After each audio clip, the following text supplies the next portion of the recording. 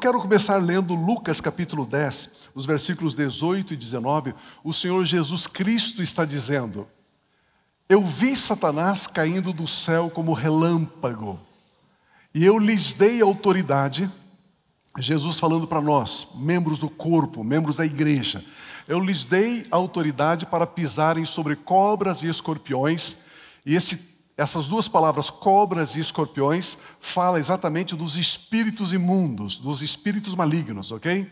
É uma figura de linguagem. E sobre todo o poder do inimigo, e nada lhes fará dano, aleluia. Não existe nenhum texto na Bíblia Sagrada que diz que Satanás caiu e se levantou. Esse texto está dizendo que Jesus nos deu autoridade. Nós temos autoridade dada por Cristo Jesus para manter Satanás e seus demônios caídos, inoperantes, ineficazes. Nós louvamos a Deus, o nosso Pai, e a Jesus Cristo, seu Filho, por ter nos dado a vitória que Ele, Jesus, conquistou na cruz. Então Jesus deu essa vitória a nós, dando-nos autoridade sobre esses poderes malignos. Foi o próprio Senhor Jesus Cristo quem nos deu essa autoridade. Isso significa que somos nós, eu e você, membros do corpo de Cristo, que devemos resistir aos poderes das trevas. Amados, você precisa entender algo. Não adianta você orar, jejuar, dizer assim: Jesus, repreenda esse devorador, repreenda esse espírito maligno na vida do meu filho, da minha filha, do meu esposo, da minha esposa, do meu patrão, do meu amigo. Ele não vai fazer isso. Isso é uma tarefa nossa, minha e sua. É uma tarefa da igreja do Senhor Jesus. Ele nos deu autoridade sobre os poderes do inferno, e somos nós quem temos que exercer essa autoridade e manter esses poderes inoperantes. Vamos manter esses demônios imobilizados. Vamos ajudar as pessoas que estão debaixo do ataque das trevas a se libertarem da influência e até mesmo do domínio dos poderes das trevas. Resistir ao diabo, então, é uma tarefa nossa. Tiago capítulo 4, versículo 7 diz: portanto, submetam-se a Deus, resistam ao diabo e ele fugirá de vocês. A palavra fugir aqui é escapar, é procurar um lugar de refúgio. Quando eu e você nos submetemos a Deus, nós resistimos ao diabo e ele procura um lugar de refúgio, porque na nossa presença ele não tem triunfo, ele não tem sossego, ele não tem ganho, por isso ele foge. Então somos nós quem devemos resistir ao diabo e ele vai fugir aterrorizado da nossa presença. O apóstolo Pedro, na sua primeira carta, no capítulo 5, versículos 8 e 9, diz: estejam alertas, vigiem. Estejam alertas, ou seja, atenção. O diabo, o inimigo de vocês. Eu gosto de uma outra versão que não é inimigo, a palavra ali é adversário. O diabo, adversário de vocês. Ele é adversário de Deus ou nosso? Nosso. Então ele não é adversário de Deus. Deus não tem adversários, ok? Ele é o nosso adversário. E por que a palavra ali é adversário? Porque ele coloca adversidade. Ele coloca empecilhos. Você está caminhando na sua profissão, no seu trabalho, e ele coloca impedimentos, adversidades. Você está estudando e ele coloca adversidades. Você está querendo ir para um grupo familiar, ele coloca adversidades. Você quer vir para a igreja, ele coloca adversidades. Então ele é um adversário. Ele coloca impedimentos para eu e você não caminharmos, não rompermos, não vencermos. E o versículo diz assim: resistam-lhe, permanecendo firmes na fé, sabendo que os irmãos que vocês têm em todo o mundo estão também passando pelos mesmos sofrimentos, pelas mesmas adversidades. Então, somente resiste quem tem autoridade. Se a palavra de Deus diz que devemos resistir, é porque já temos a autoridade dada pelo Senhor Jesus. Devemos resistir como? Declarando a palavra de Deus. Você precisa pegar textos bíblicos, vários textos, deixar ele ali numa caixinha, deixar ele anotado. Aí você pode pegar aquele texto para resistir o espírito de doença, o espírito de divisão, de angústia, de tristeza, de medo. Tem vários textos que você pode ter ali uma pequena coletânea e lançar esses textos como uma espada para que esses espíritos fujam da sua presença e você possa caminhar a sua vida cristã triunfantemente em nome de Jesus. Então nós sabemos que os demônios estão aí para causar todo tipo de mal. Eu quero mergulhar um pouquinho neste tema, nessa dimensão, e eu quero nesse primeiro momento falar sobre espíritos de feitiçaria. Espíritos de feitiçaria, esse é o meu primeiro ponto. Uma das estratégias mais usadas pelo diabo é a bruxaria, é a feitiçaria. Eu gostaria que você entendesse que a palavra bruxaria e feitiçaria são sinônimos. É a mesma coisa. Bruxaria e feitiçaria. Então, espíritos que agem, com feitiçaria, com bruxarias. Então, eu quero falar um pouquinho com você sobre isso.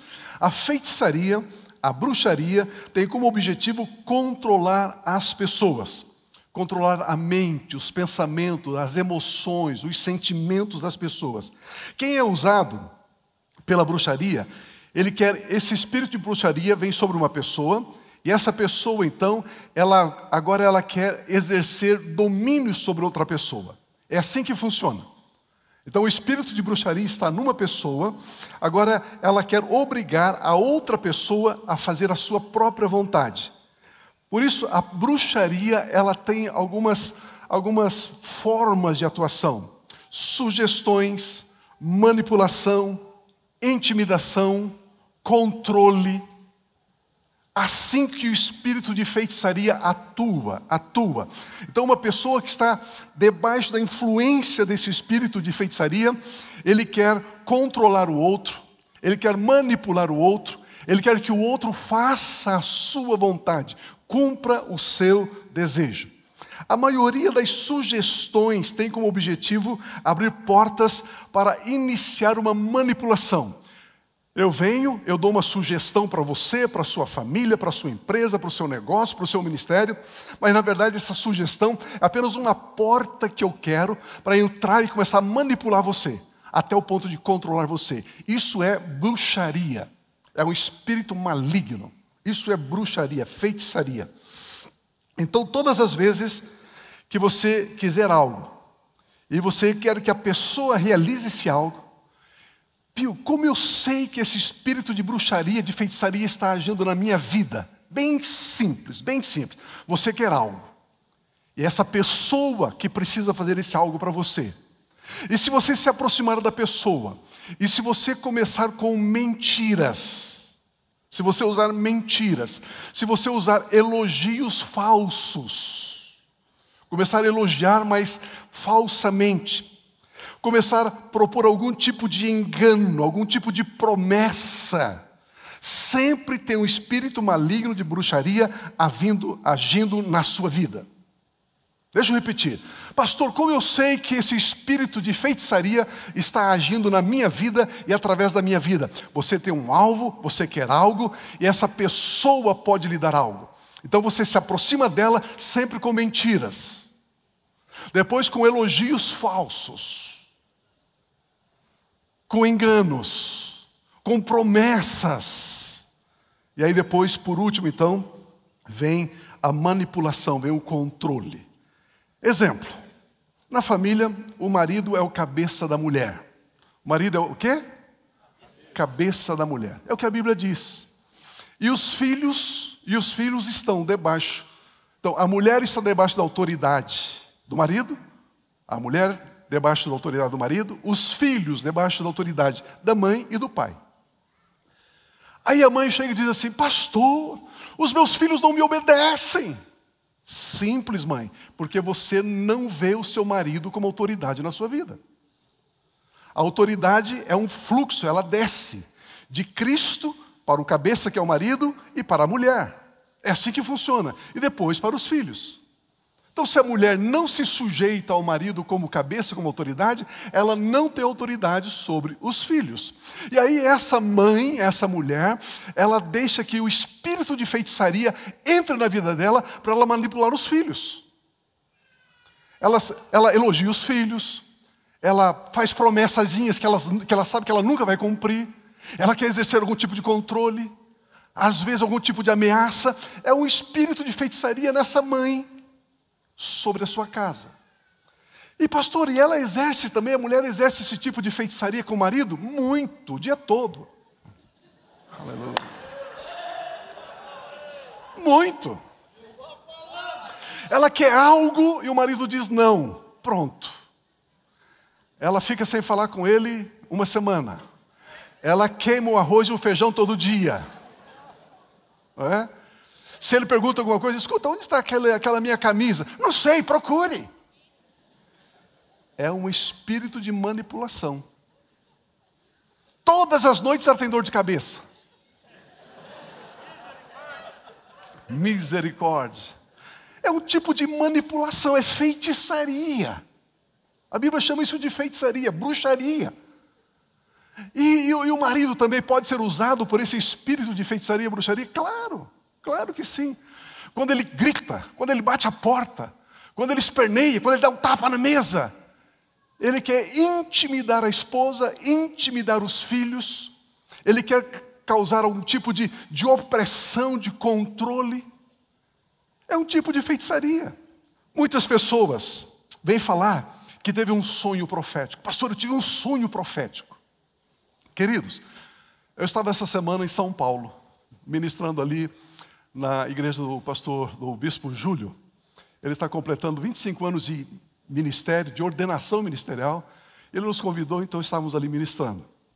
E eu estava dizendo para a igreja, é gostoso, é muito bom você ir vivendo a vida, você ir envelhecendo, e você tendo experiências. É muito bom, porque a gente já viu de tudo e um pouco mais dentro da igreja. Você imagina, nos 40 anos de ministério que eu tenho, quantos sonhos proféticos já vieram trazer para mim? Com o intuito de me manipular, com o intuito de me controlar, de me ameaçar. Você imagina quanto? Espírito de feitiçaria. Espírito de feitiçaria. Na verdade, esse sonho profético é um espírito de feitiçaria que quer controlar a liderança da igreja. É assim que funciona. Pastor, eu tive um sonho, eu tive uma visão. E não tem nada de Deus. Por que você sabe, pastor, que não tem nada de Deus? Porque não tem base bíblica naquilo que a pessoa está compartilhando com você. O seu líder de grupo familiar, o seu apacentador, ele pode estar debaixo do espírito de feitiçaria querendo controlar o grupo. Controlar as ovelhas. Manipular as ovelhas. Isso acontece, amados. Esse líder debaixo da influência desse espírito de bruxaria, ele quer manipular, ele quer controlar. Mas pastor, eu não concordo com você. Não concordo. Eu sou crente, sou cheio do Espírito Santo, canelinha de fogo, aleluia. Esse espírito de bruxaria não está na minha vida, não tem acesso na minha vida. Pastor, eu não concordo com você que crente pode ter esse espírito governando a vida dele. Ah, é? Vamos ler Gálatas capítulo 3, versículo 1? Vamos ler? Ó Gálatas insensatos, quem os enfeitiçou? Crentes enfeitiçados, com o espírito de feitiçaria e bruxaria na vida deles.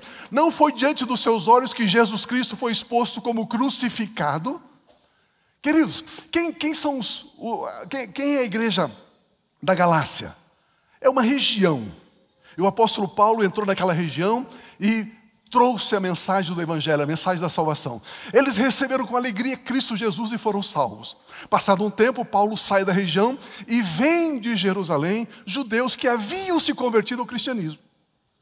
Ele chegou nessa região e diz assim, vocês circuncidaram? Não, Paulo não falou nada de circuncisão. Não, vocês têm que circuncidar também. Vocês não estão usando kippá na cabeça? Não estão usando talite nas costas? Não, vocês têm que usar também. Porque senão vocês não serão salvos. É que Paulo não ensinou tudo. Sabe de uma coisa? Eu tenho um curso aqui, esse curso vai dizer como é que você pode ser ungido até os ossos, como você pode ser assim, sabe, aquele... Essa mensagem que eles trouxeram para dentro da igreja. E Paulo diz assim, vocês estão sendo manipulados, vocês estão debaixo de um espírito de feitiçaria, de bruxaria.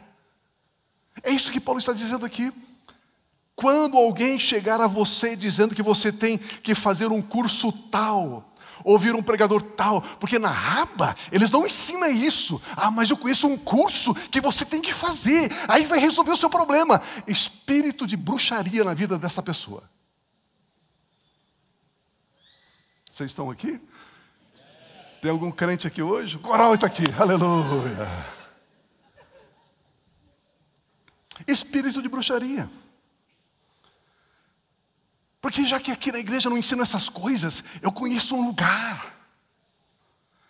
Esta pessoa está sendo usada por esse espírito maligno. Não existe como uma igreja local se dividir, a não ser que um espírito maligno de feitiçaria entre na vida de algumas pessoas da liderança. É esse espírito agindo na igreja. Você pode pensar, mas eu tenho o Espírito Santo, então esse espírito de bruxaria, ele me oprimiu, mas ele não governa a minha vida. Será? Vamos continuar lendo, capítulo 3, versículo 2. Gostaria de saber apenas uma coisa, diz o apóstolo Paulo. Foi pela prática da lei que vocês receberam o Espírito Santo? Eles tinham o Espírito Santo? Tinha. Eles estavam cheios do Espírito Santo? Estavam. Mas eles deram ouvidos a essas vozes, esses espíritos malignos. Olha o versículo 3.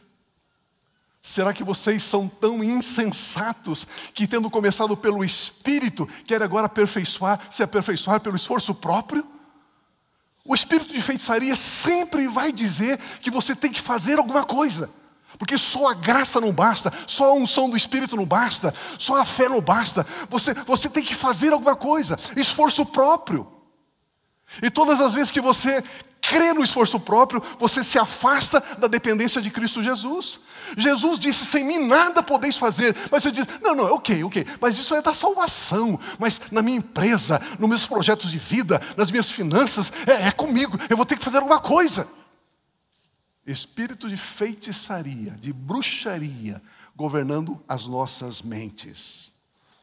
Vejam que estes irmãos, eles receberam o Espírito Santo, eram guiados pelo Espírito Santo, mas agora estavam andando na carne, tomando decisões na carne, nas emoções, na alma, e não no Espírito. Agora estava sendo usado por um espírito de feitiçaria, espírito de engano. Nós vimos aqui uma maneira sutil, sorrateira do diabo agir em nossas vidas. Mas eu quero agora mostrar uma maneira onde ele pode agir de forma mais evidente, mais opressora, mais esmagadora. Vamos ver um pouquinho as obras das trevas. As obras das trevas. Este é meu segundo ponto. Eu quero ler com você, por gentileza, Marcos capítulo 5, a partir do versículo 1. A história do endemoniado da região de Gadara, o Gerazeno. Eles falando de Jesus e dos 12 discípulos. Eles atravessaram o mar da Galileia e foram para a região dos Gerazenos. Quando Jesus desembarcou, um homem com um espírito imundo veio dos sepulcros ao seu encontro.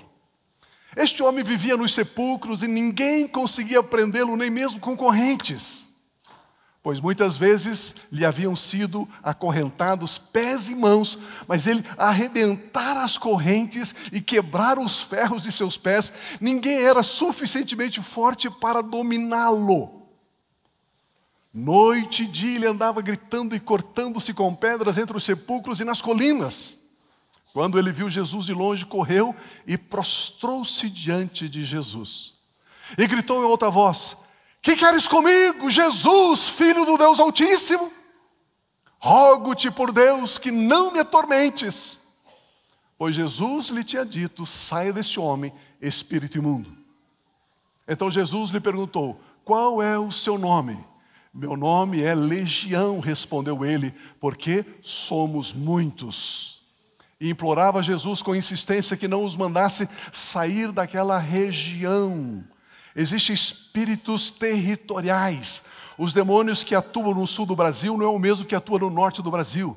Os demônios que atuam no Brasil não são os mesmos que atuam na Argentina, no Uruguai. Os que atuam no Uruguai não são os mesmos que atuam no Paraguai. São espíritos territoriais que trazem opressões específicas naquela região. Uma grande manada de porcos estava pastando numa colina próxima. Os demônios imploraram a Jesus: manda-nos para os porcos para que entremos neles. Ele lhes deu permissão e os espíritos imundos saíram e entraram nos porcos. A manada de cerca de 2.000 porcos atirou-se precipitado abaixo, precipício abaixo, em direção ao mar, e nele se afogou. Os que cuidavam dos porcos fugiram e contaram esses fatos na cidade e nos campos, e o povo foi ver o que havia acontecido. Quando se aproximaram de Jesus, viram ali o homem que fora possesso de legião de demônios, assentado, vestido em perfeito juízo, e ficaram com medo. Os que estavam presentes contaram ao povo o que acontecera ao endemoniado, e falaram também sobre os porcos. Então o povo começou a suplicar a Jesus que saísse do território deles. Jesus, saia daqui, Jesus. Saia daqui, nós não queremos você. Quando Jesus estava entrando no barco, o homem que estivera endemoniado suplicava-lhe que o deixasse ir com ele. Jesus não permitiu, mas disse, vá para casa, para a sua família, anuncie-lhe quanto o Senhor fez por você e como teve misericórdia de você. Então aquele homem se foi e começou a anunciar em Decápolis. Decápolis é uma região de 10 cidades. Decápolis, o quanto Jesus tinha feito por ele. Todos ficaram admirados. Queridos, esse texto mostra o que acontece na vida de uma pessoa quando os demônios vêm habitar no corpo dela. Aprendamos que o espírito de feitiçaria age sutilmente. Nós aprendemos isso, ok? Agora, nesse caso, os demônios não é apenas uma opressão sutil. Não, não, não. Nesse caso aqui, os demônios agem dominando, controlando. O que acontece quando uma pessoa está debaixo do controle dos espíritos malignos? Esse texto fala de um homem, provavelmente um marido, um pai, provavelmente alguns filhos, um profissional. Provavelmente ele atuava em alguma área da sociedade ali da sua região. E esse texto diz que esse homem foi endemoniado e a vida dele virou um caos, um tormento. O versículo 3 diz que esse homem vivia nos sepulcros e ninguém conseguia prendê-lo, nem mesmo com correntes. Ou seja, ele vivia isolado. As pessoas endemoniadas, elas querem viver isoladas, elas não querem estar em comunhão, elas não querem estar em comunidade, elas querem ficar sozinhas, isoladas, no seu gueto, no seu mundo. Elas fogem de uma vida sociável. Não possuem amigos, não querem amigos. Eu não confio nas pessoas, eu não acredito nas pessoas. As pessoas são mentirosas. Não gosta de gente. Ao menos não gosta de gente viva, porque ele vivia entre os túmulos, nos sepulcros. Tudo ao redor dele é morte. Esses demônios levou esse homem a viver no cemitério, entre os túmulos. O texto diz que ele vivia uma vida incontrolável. Muitas vezes tentaram acorrentá-lo de pés e mãos, mas ele arrebentara as correntes e quebrara os ferros dos seus pés. Ninguém era suficientemente forte para dominá-lo. A escravidão das trevas é tão forte que a pessoa não consegue decidir por si mesma. Não possui o controle de si mesma. Perde em muitos momentos um dos mais sagrados direitos que Deus deu ao ser humano, que é o livre-arbítrio. Os mais variados tipos de compulsão dominam esse tipo de pessoa. Compulsão de pornografia, de álcool, de drogas, de jogos, de mentira, de violência, de engano, de roubo. A pessoa é dominada por esses espíritos. Uma terceira característica que podemos diagnosticar na vida de uma pessoa dominada por espíritos malignos é uma pessoa que vive sem paz e sem objetivos de vida. Noite e dia, ele andava gritando e cortando-se com pedras entre os sepulcros. Uma pessoa triste, uma pessoa angustiada, nada satisfaz, não tem um plano para a sua vida, caminha sem destino, não constrói nada, dia após dia sem nenhum resultado. Andava noite e dia para lá e para cá. Uma quarta característica, vive se autodestruindo. O texto diz que ele cortava-se com pedras, andando pelos sepulcros e pelas colinas. Não tem amor próprio, não cuida de si mesmo, não gosta de si mesmo, não é higiênico, não gosta de tomar banho, não cuida de si. A autoestima é tão baixa que não consegue ver nenhum valor em si mesma. Vive uma vida atormentada, não vive a própria vida. Os demônios se apossaram da vida desse homem e ele passou a hospedar seres que matam, que roubam e que destroem. As obras das trevas. Os demônios existem. É isso que acontece quando esses seres malignos passam a habitar no corpo das pessoas. Por isso nós precisamos saber o que fazer para ajudá-las. Existem irmãos que dizem o seguinte: olha, eu tenho medo de demônios. Sabe de uma coisa? Eu tenho medo de demônios. Você sabia que tem crentes que têm medo de demônios? Será que ter medo é a solução? Claro que não. Por outro lado, existem muitos cristãos que se preocupam demais com os demônios. Existem cristãos que dão muita importância. Essas pessoas, elas veem demônios em tudo. Elas dão força para os demônios, elas dão espaço para os demônios.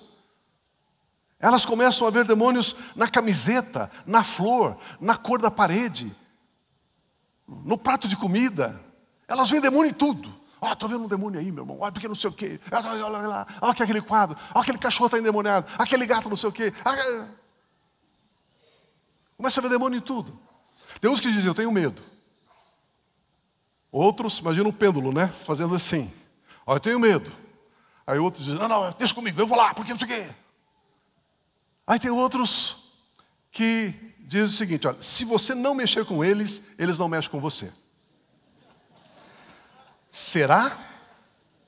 Será que é assim que devemos nos comportar? Com medo, ou não mexendo com eles, ou vendo eles em tudo? A Bíblia Sagrada diz que o diabo veio matar, roubar e destruir. Por que você imagina que se você não mexer com ele, ele não vai matar, roubar e destruir você, a sua família, aquilo que lhe pertence? Tudo que o diabo faz é trazer roubo, morte e destruição. Existem muitas pessoas que estão a serviço desses espíritos malignos, como este homem aqui em Gadara. Os demônios não podem agir sozinhos.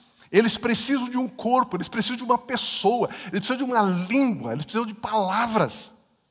Usando as pessoas que causam destruição, violência, morte, roubo, corrupção, intriga, inimizade, divisão, doenças, feitiçaria, drogas, pornografia, perversão sexual. Tantas coisas. Essas são algumas obras das trevas. E os demônios usam pessoas para manifestar, executar estas obras. Mas as pessoas não precisam aceitar, elas não precisam se submeterem a esses demônios. Existe sim solução para esses problemas todos. Vejamos o meu terceiro ponto, as obras de Cristo Jesus. Vamos aprender como Jesus Cristo disse que devemos lidar com as forças das trevas. Já vimos esse texto de Lucas capítulo 10, versículo 18, que diz: ele respondeu, eu vi Satanás caindo do céu como relâmpago. Amados, Jesus está dando testemunho de que ele mesmo viu Satanás cair. Mas não existe nenhum texto na Bíblia que diz que Satanás se ergueu, que Satanás se levantou, que Satanás está vencendo, que Satanás está triunfando. Não existe. O diabo e todas as suas hostes malignas já foram derrotados para sempre. Eles nunca mais vão se levantar em nome de Cristo Jesus. Precisamos entender isso.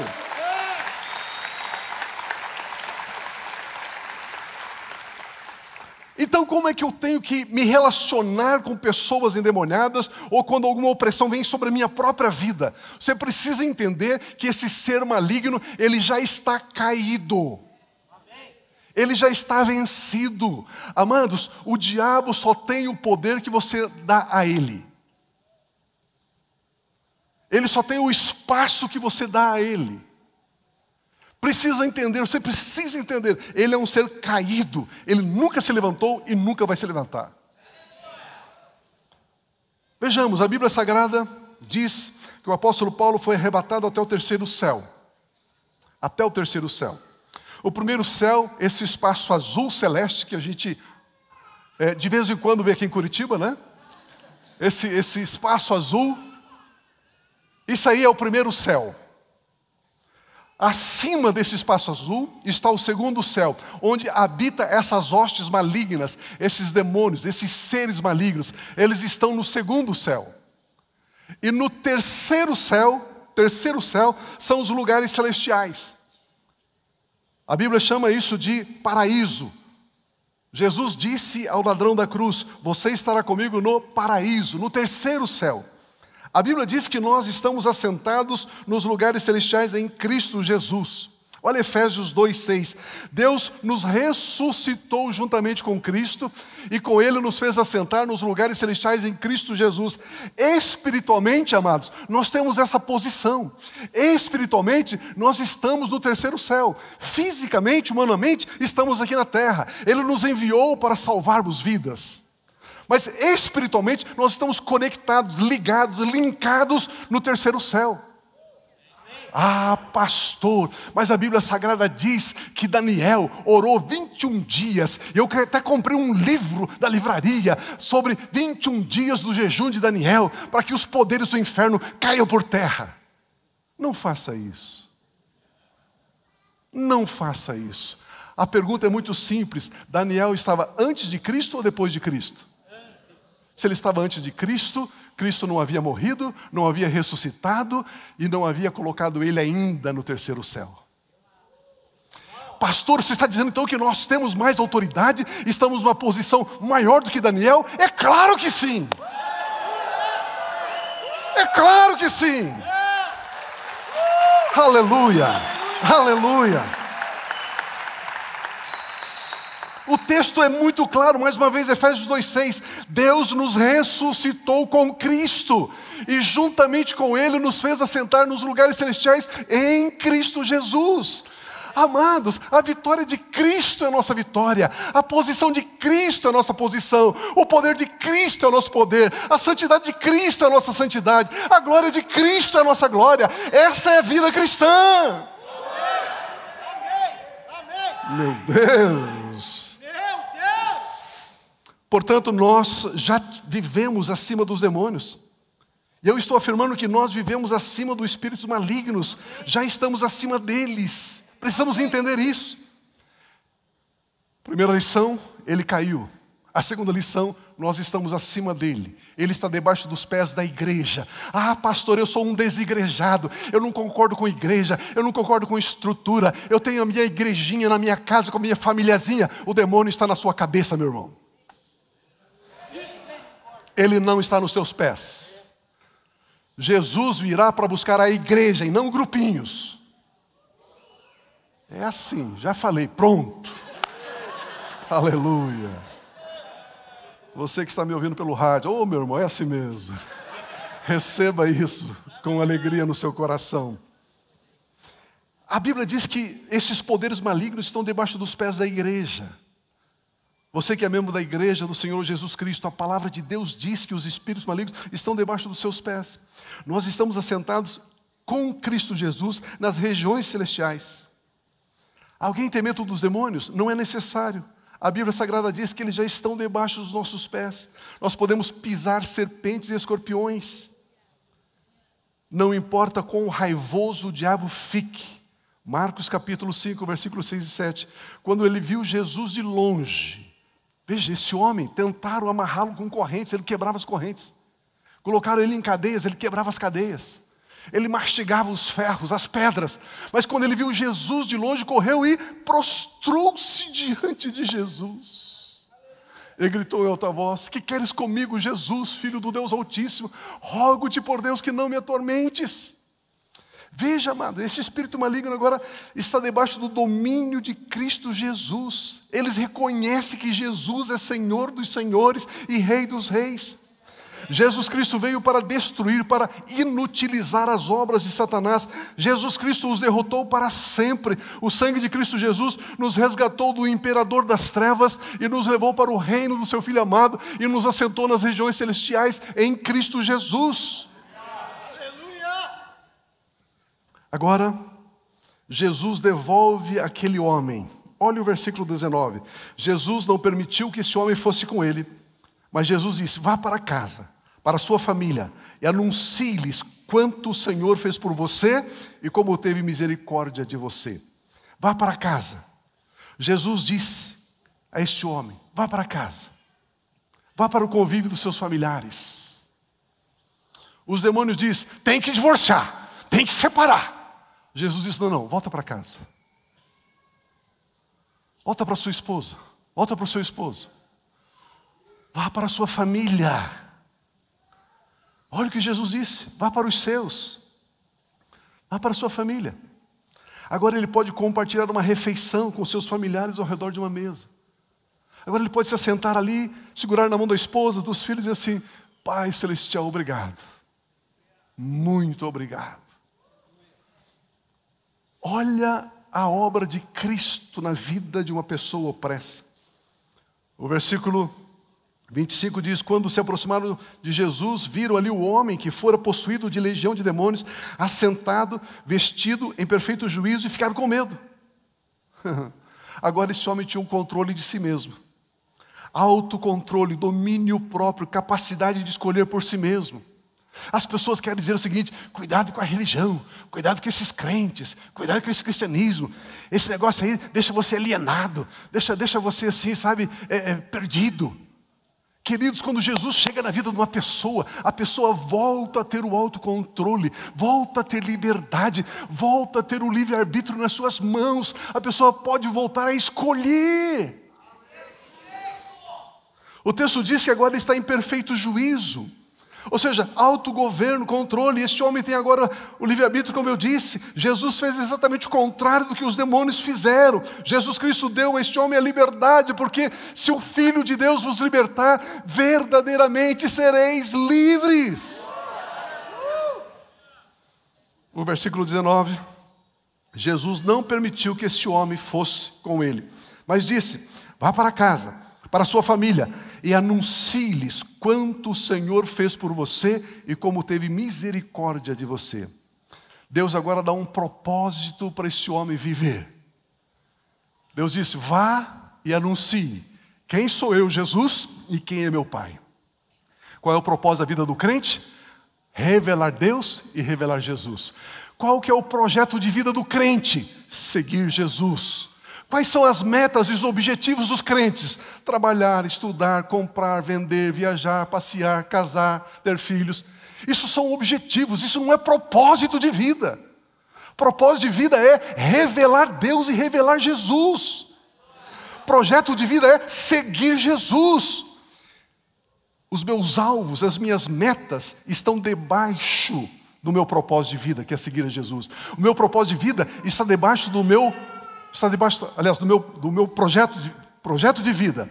E o meu projeto de vida está dentro do propósito de vida, que é revelar Deus e revelar Jesus. Olha o que Deus diz para esse homem: vá, anuncie, revele Jesus. Agora ele tinha um motivo para viver. Ele podia realizar algo. E o texto diz que ele estava sentado e vestido. Assentado e vestido. Assentado, agora ele tinha descanso. Posso me assentar. Antes ele andava noite e dia correndo e gritando nas colinas e entre os túmulos. Agora ele estava sentado, estava vestido, descanso, paz. Vestido aqui fala de dignidade, dignidade. Agora ele encontrou dignidade.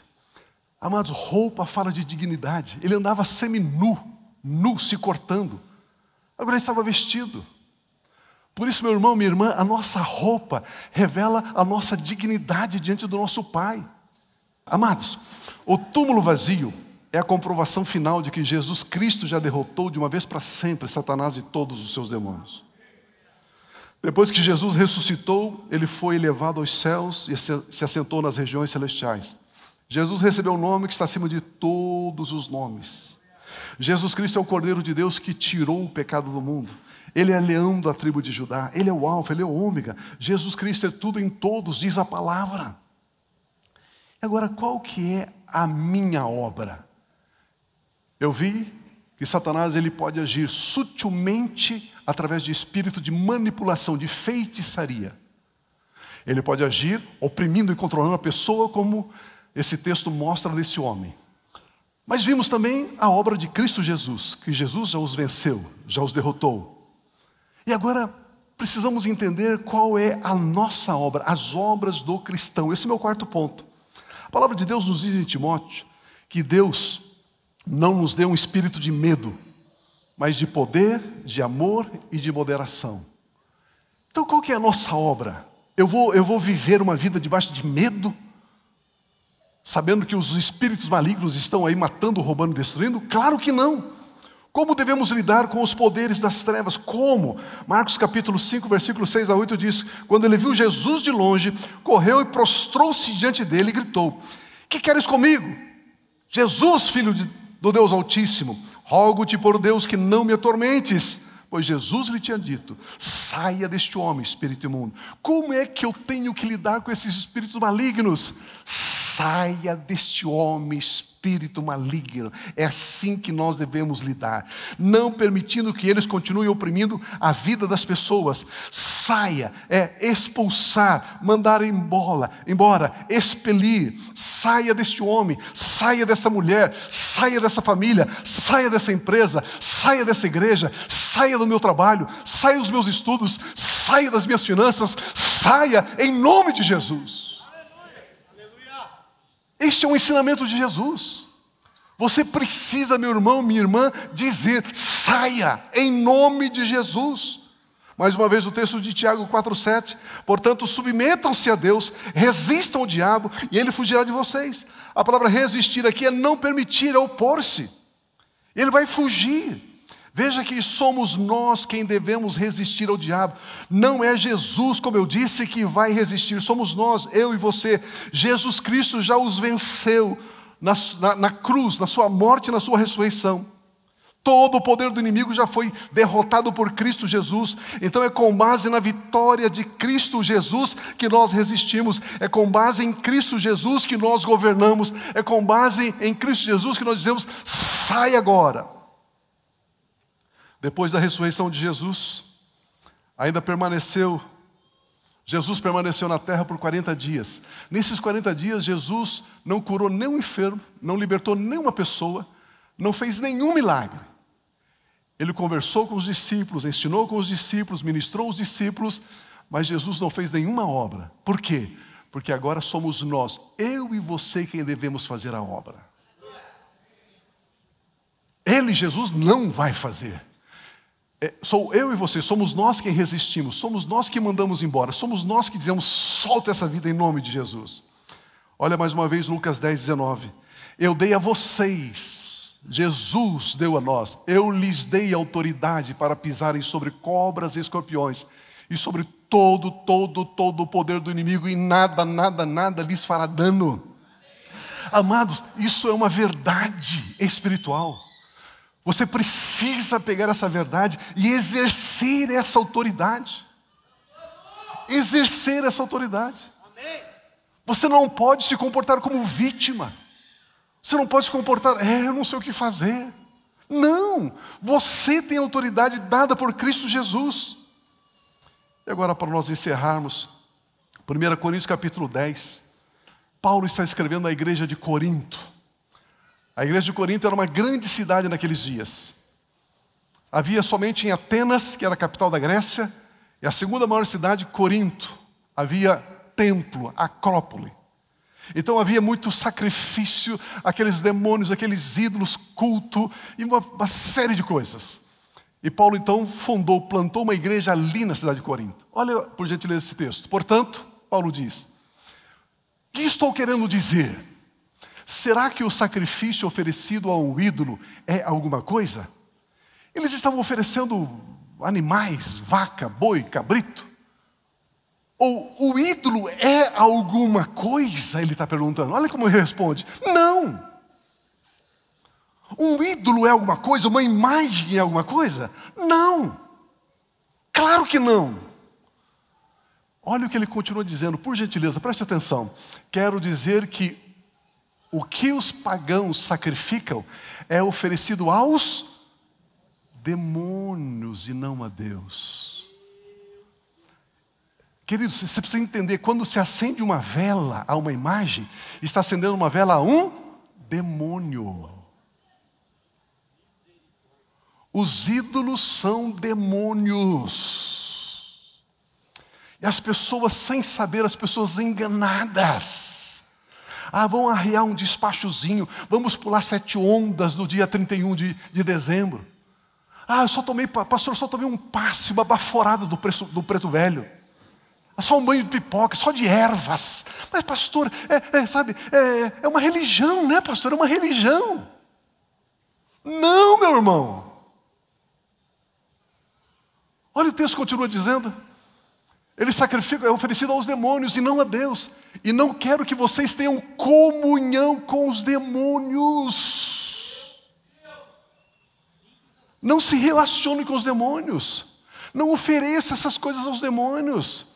O que ele está dizendo é o seguinte: quando você conta ou quando você dá risada daquela piada nojenta e imoral, você está tendo comunhão com os demônios. Quando você diz que vai pagar uma conta e não paga, você está tendo comunhão com os demônios. Meu Deus do céu. Aí, amados, deixa eu abrir meu coração para vocês. Aí um monte de crente sofrendo, se arrastando e não sabe por quê. Uma vida com comunhão com os demônios. Olha o que diz, por gentileza, 8, 4 a 6. Portanto, em relação ao alimento sacrificado aos ídolos, aos demônios, sabemos que o ídolo não significa nada no mundo e que só existe um Deus. Quantos? Um.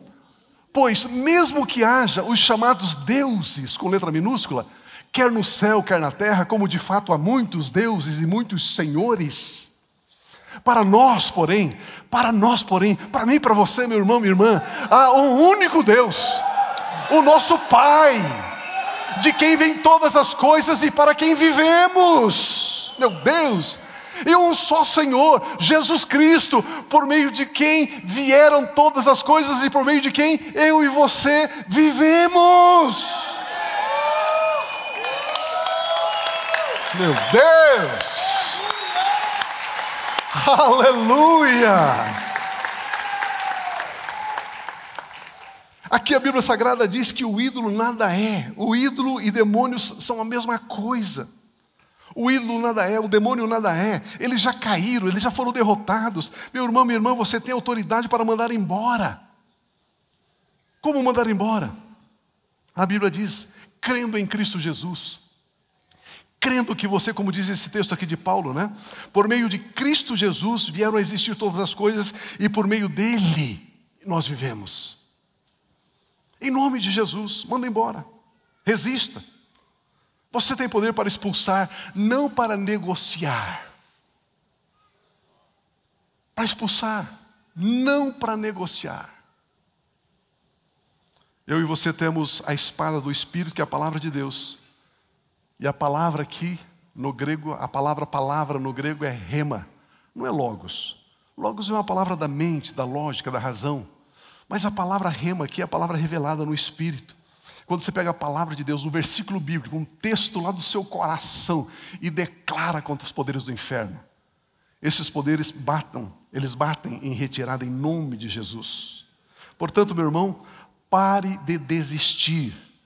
Siga em frente. É tempo de avançar. Vamos avançar até mesmo entrando no território do inimigo e tirando as vidas, as almas que estão lá. A palavra de Deus habita em você, ela está no teu espírito, ela está no teu coração. Comece a declarar, comece a falar. A palavra de Deus habita em você, ela está junto da sua boca. Portanto, creia, diga. Você precisa dizer, eu recebo o poder e a autoridade dada por Cristo Jesus na minha vida. O Espírito do Senhor está sobre mim, Ele me ungiu, eu sou ungido do Senhor. Eu posso pisar sobre serpentes, sobre escorpiões e sobre todo o poder do inimigo e nada causa dano na minha vida. Portanto, você pode dizer assim, você não vai causar dano na minha vida, na minha saúde, na minha família, na minha empresa, nas minhas finanças, no meu grupo familiar, no meu ministério, na minha igreja. Você não vai causar dano. Eu proíbo você de causar qualquer dano na minha vida, em nome de Jesus. Em nome de Jesus. Podemos e devemos exercer essa autoridade, para a glória de Deus Pai. Está na hora de a igreja do Senhor Jesus fazer valer a pena o sacrifício de Jesus. Tomar autoridade e expulsar esses seres malignos. Quando Abraão ouviu a tua voz, o seu coração se encheu de fé em seu caminho.